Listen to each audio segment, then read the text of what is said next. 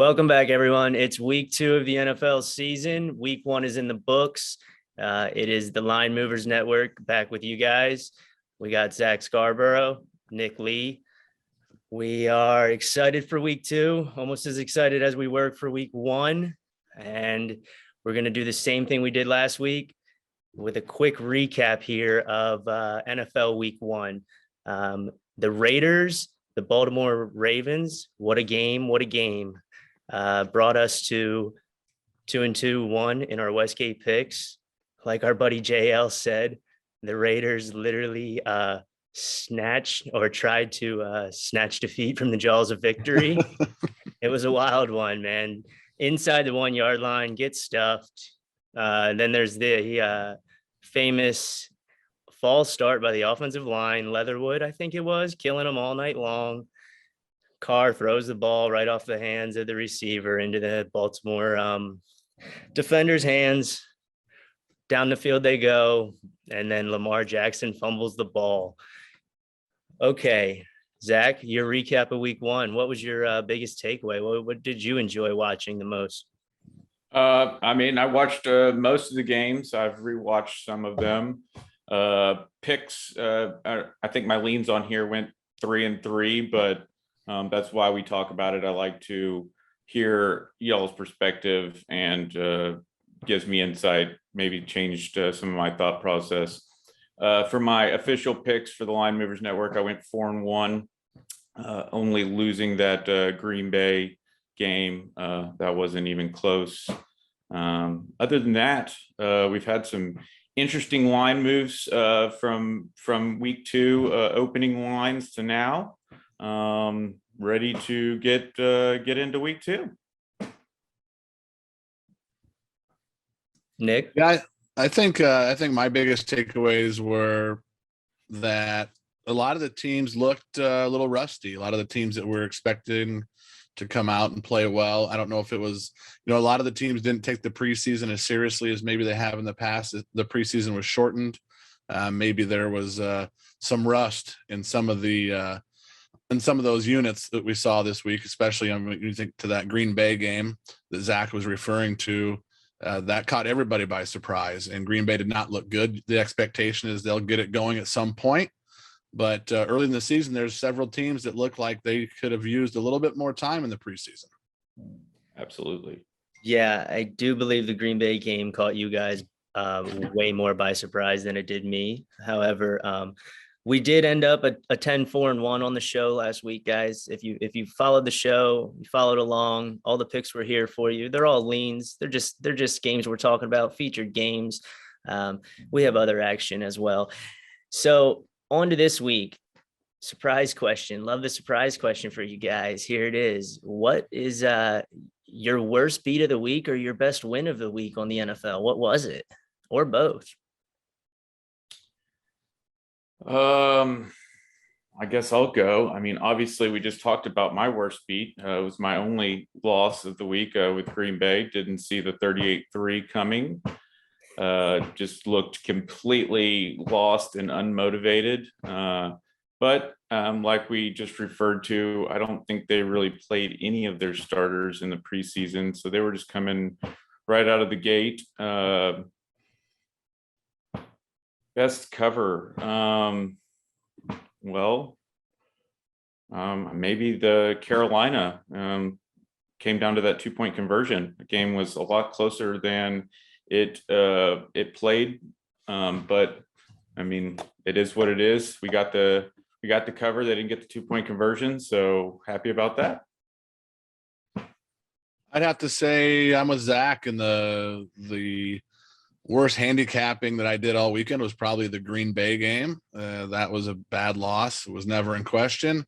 And I would say the best cover, probably the closest cover, was the Monday night game with Vegas, coming down to overtime there. That was a squeaker. So I would say those were probably the two opposite directions for me. One was a terrible job handicapping, and I felt pretty comfortable with the other one as the game was playing out. Yeah, I think I got maybe 2 bad beats on the weekend. The worst one, I guess, really qualifies as a bad beat, and that happened on Saturday, and that was near you, Nick, with that Iowa State first half under. I mean, it was leaning under the entire game, the entire first half, and Iowa defense just lays down with 30 seconds to go in the first half. Lets Iowa State go the whole way down the field, turns a 17 game into a 24, and all numbers lose. Yeah, that was awful. That was the bad beat of the week for me. On to the NFL. Carolina was an awful beat as well. We had -5 in the Westgate pick. That hurt.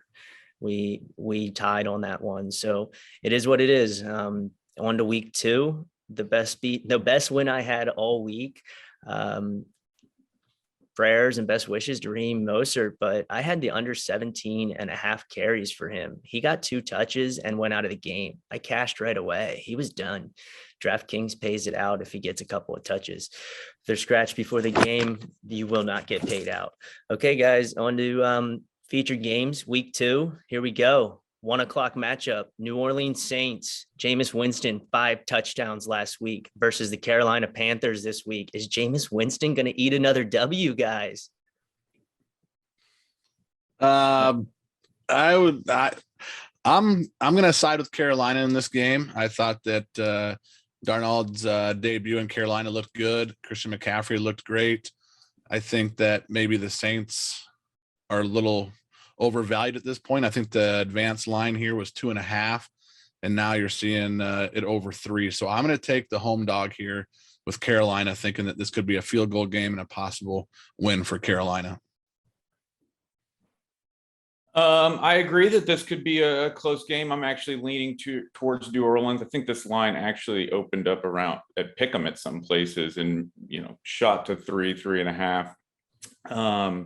Jameis Winston looked great. But like you just mentioned, 70% completion. He only threw the ball 20 times, but 5 touchdowns. Panthers, they looked rusty. I mean, they moved the ball great. Christian McCaffrey was spectacular as always. 30 touches, 100 and almost 90 yards from the line of scrimmage. Going to be facing a little better defense this week. They're going to key in on Alvin Kamara.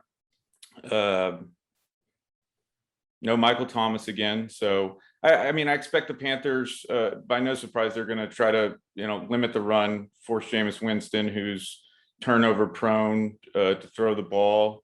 I think the Saints are just kind of better at most positions across the board. Trust Sean Payton's play calling. That defense looked really good against the unmotivated Green Bay team.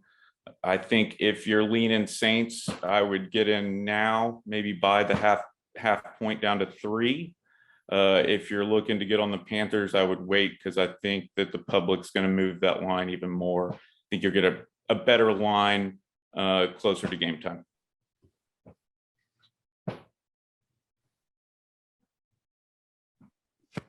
Yeah, so my play here, Zach touched on the Carolina rustiness. They scored on a big play to Robbie Anderson last week. The game was kind of much closer than it actually looked. Carolina drove the ball down the field, stalled a bunch of times in the red zone.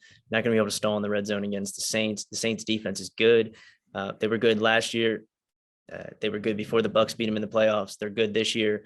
They're both of these teams are going to focus on the running backs, stopping the running backs. They're very good running backs, top 5 in the league. I look for this to be a divisional game as it is, and a low scoring game as the divisional games always are, maybe a 24-21, 24-17, 21-17, something around those numbers. But with that being said, the Saints aren't scared to air it out anymore. They can throw the ball more than 25 yards down the field. It's apparent. Jameis Winston did it all preseason long, and Sean Payton is going to keep doing it to stretch out that offense. And that helps one person more than anyone, and that's Alvin Kamara. So yeah, divisional game. I'm probably going to lean Saints team total over here, and maybe the Saints -3 if I could get it.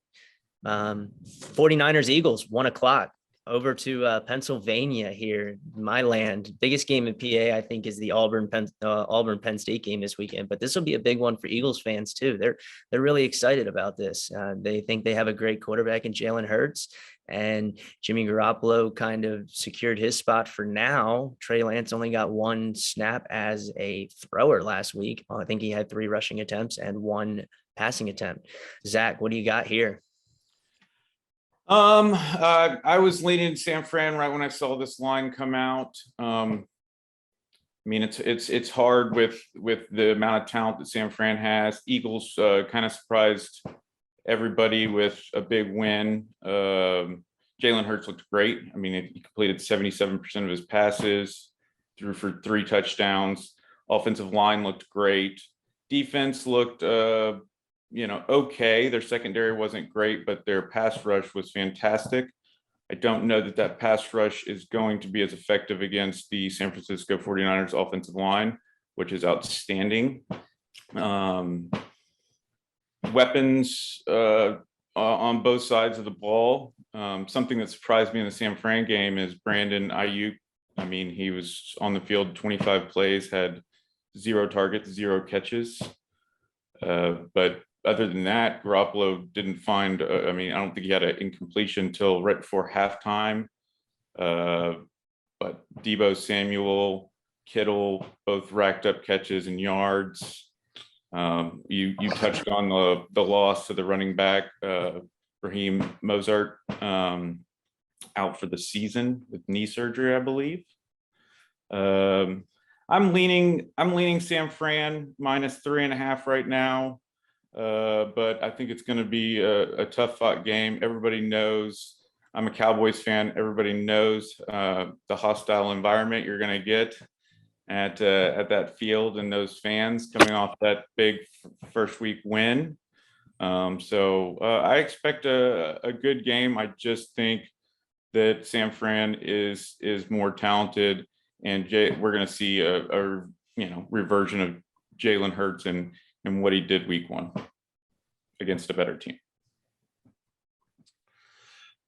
Yeah, this is a tough game for me to handicap. Yeah, and I think it comes down to what Zach just mentioned there at the tail end of his words. There was, what do you believe in? Do you believe that Philly is better than maybe we all thought to start the year, or do you feel like maybe Atlanta's worse than we all thought to start the year? When you look at that game and you watched the Philly Atlanta game last week, to me, I kind of side with the fact that maybe Philly's a little better than we all gave them credit for.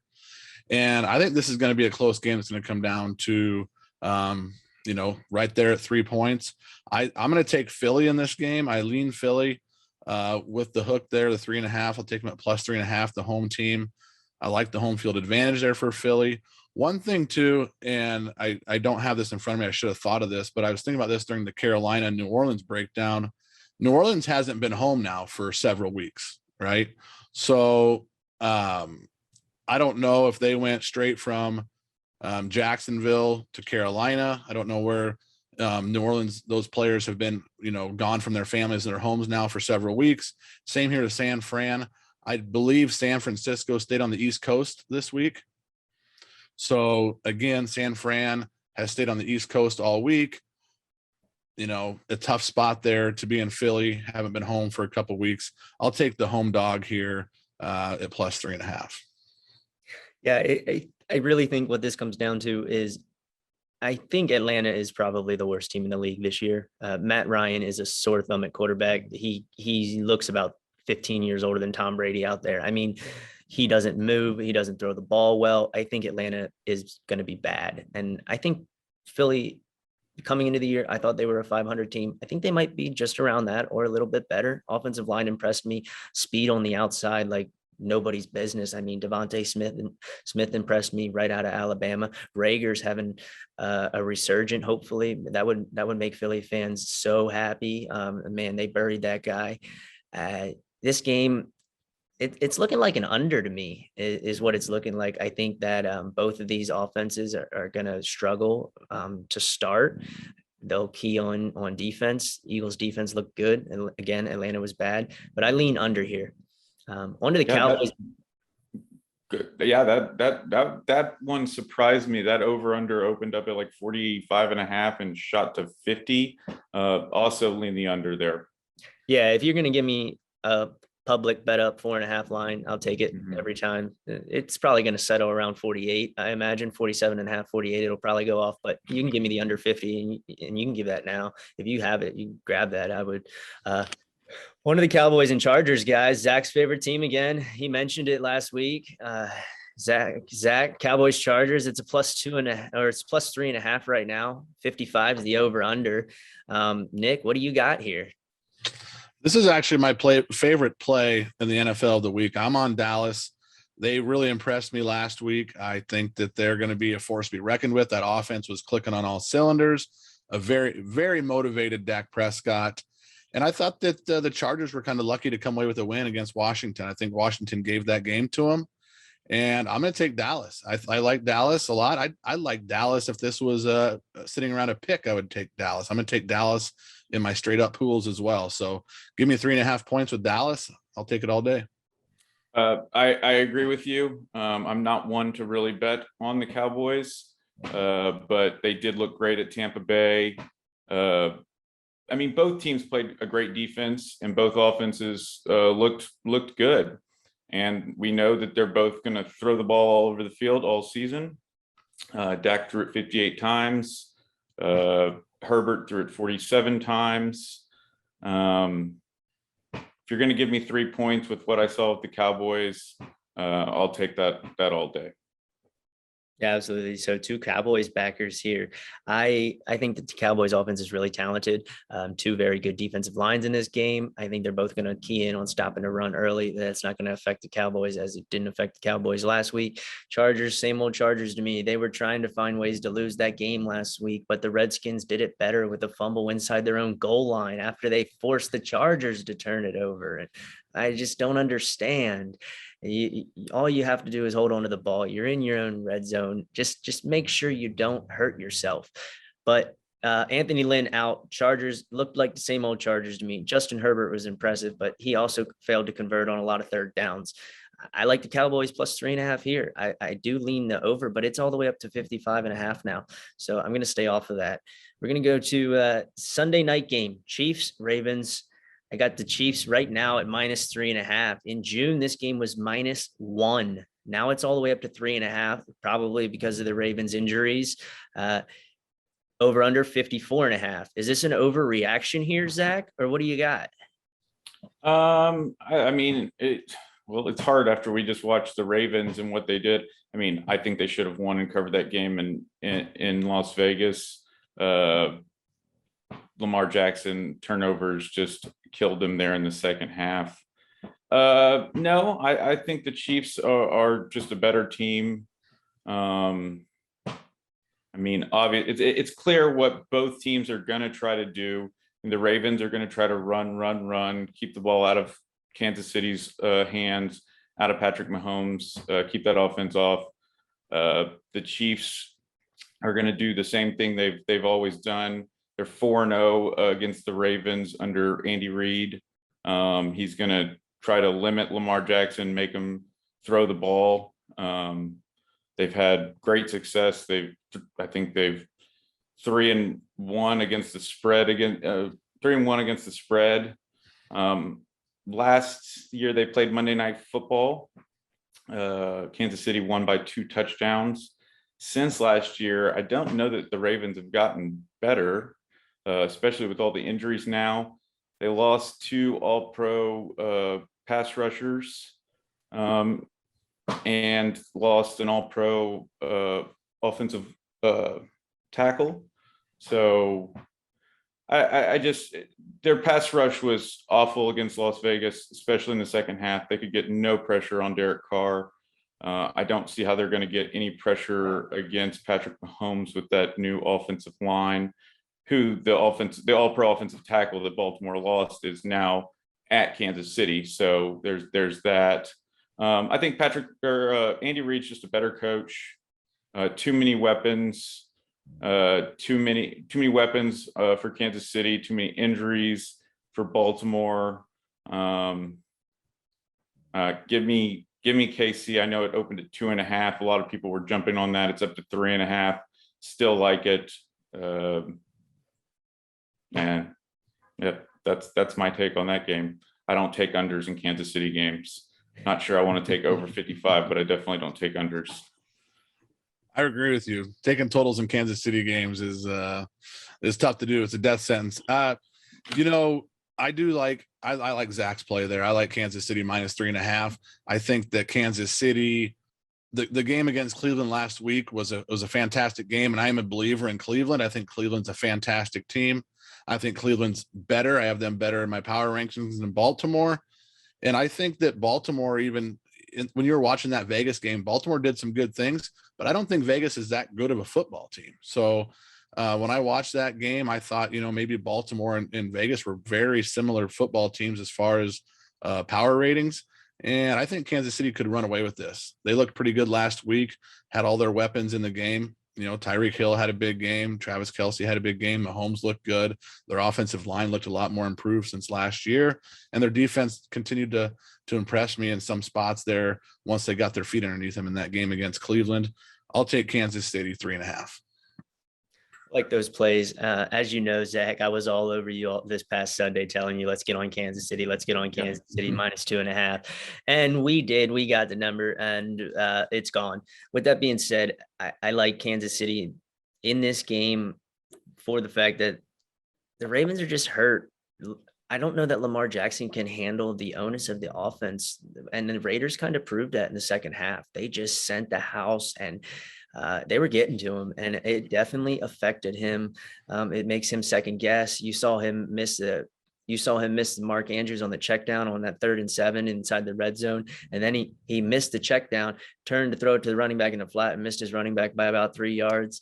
He's still missing wide receivers. Yeah, he threw a touchdown to Hollywood Brown, and he threw a deep pass to Sammy Watkins, but he's throwing 30 balls a game. Some of them are going to look good, but some of them look really bad. And he still has that problem.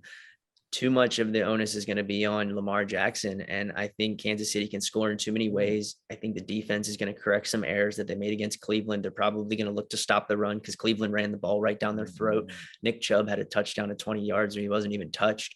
So looking for Kansas City to correct the defensive woes against the run, and who else to do it against versus the Baltimore Ravens and Lamar Jackson. So yes, I'm already on Kansas City -2.5. I'd recommend buying the half point down to 3, just so you don't eat the hook at the end if Baltimore scores late.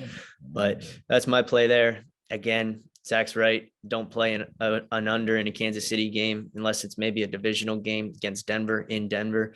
Other than that, Monday Night Football, Lions, Packers, my favorite team. Are they going to rebound? I think Aaron Rodgers is going to attack that secondary like he always does. Jeffrey Okudah out of Ohio State goes down with a ruptured Achilles for the year.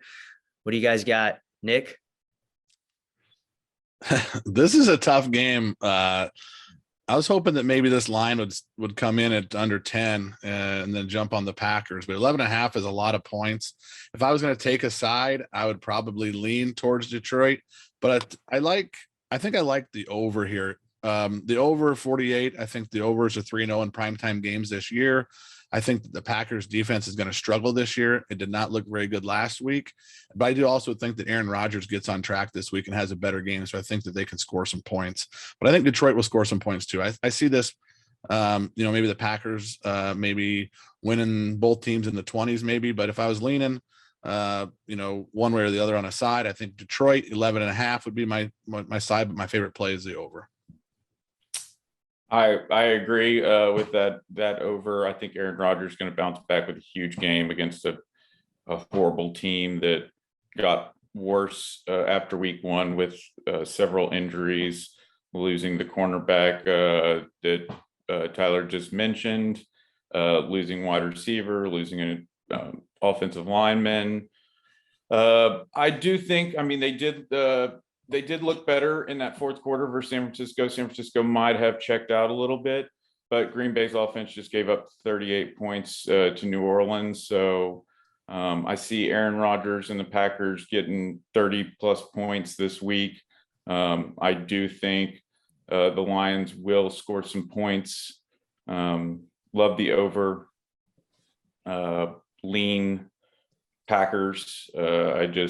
I think they bounce back in a huge way and score a lot of points. I don't know that the Lions will be able to keep up with them, but don't like double-digit NFL lines, especially after Green Bay's performance. So I also lean the over in this. Yeah, the money line on this game opened up at plus 700. It's down to 425. So people are eating the money line up, but nobody's really moving the spread here. I think it was at 12 and a half. It's 11 and a half. Lions might cover it, but I don't think that it's going to be a very close game for much of the game. Jared Goff impressed me last week in the end of the game. He looked like he kind of got things together. Packers over here. I think that the play is definitely a consensus over because of the fact that both the Packers secondary, Kevin King is an absolute disaster. If I was the Packers, probably would have cut him after that playoff game, immediately after. So I don't really see a reason not to play over 48 here. Other than that, guys, what do you have in your pocket other than what we've talked about? Something that you like? I jumped on a couple of lines. I did not jump on the Kansas City or KC one at 2.5. I did pick it up later. I also picked up the Rams short line, weird line for me. They looked outstanding. And I also picked up Denver as soon as it came out. That thing's already up to 6. So I don't know if it's good there, but I took it early at a much lower line. Yeah, I agree with Zach. I'm on the Denver game. I got him in at 5.5. Might have been a little late to the party even then, but I still like it at 6. I think Denver, Teddy Bridgewater looked great last week. Their defense looked solid. I don't think Jacksonville has an answer for that. And, I love betting the home dogs in the NFL. There's 7 home dogs this week in the NFL. So something for people to look at and take a look. There's some live home dogs there. So make sure you do your homework on those. But yeah, I'm with Zach on Denver. That's my play of the week that we did not talk about. Dogs went 9-7 last week. I believe that's right.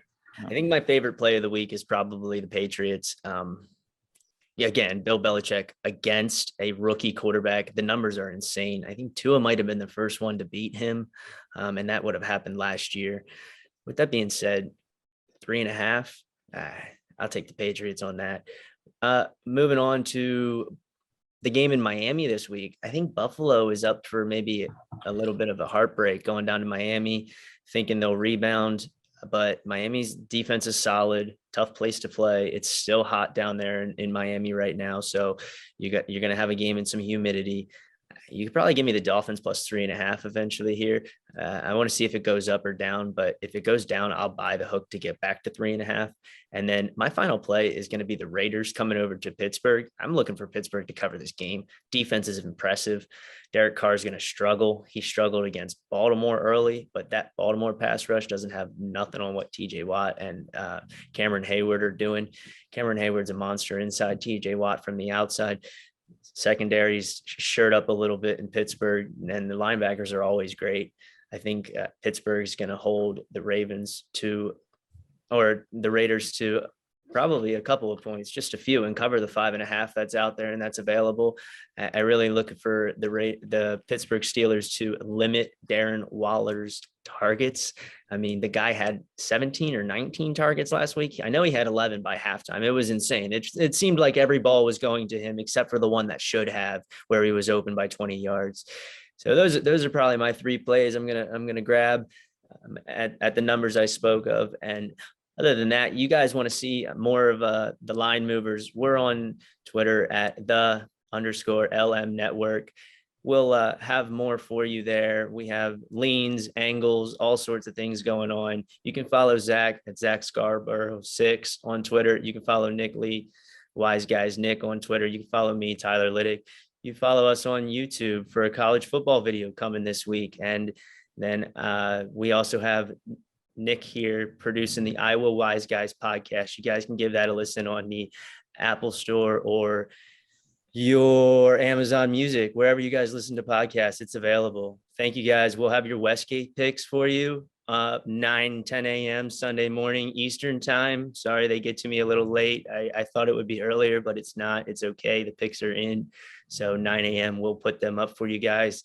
Anything other than that, we'll have leans and angles all over Twitter for you guys. Enjoy week 2. Thank you. Thanks, guys. Thanks, guys. This video was brought to you by River Donkeys Poker Club. but not in association with the Line Movers Network. Start playing today by downloading the app on Google Play or the Apple iTunes Store by searching for Poker, 4 R's with the number 2. Search for the group 5AZR7 to start playing poker today.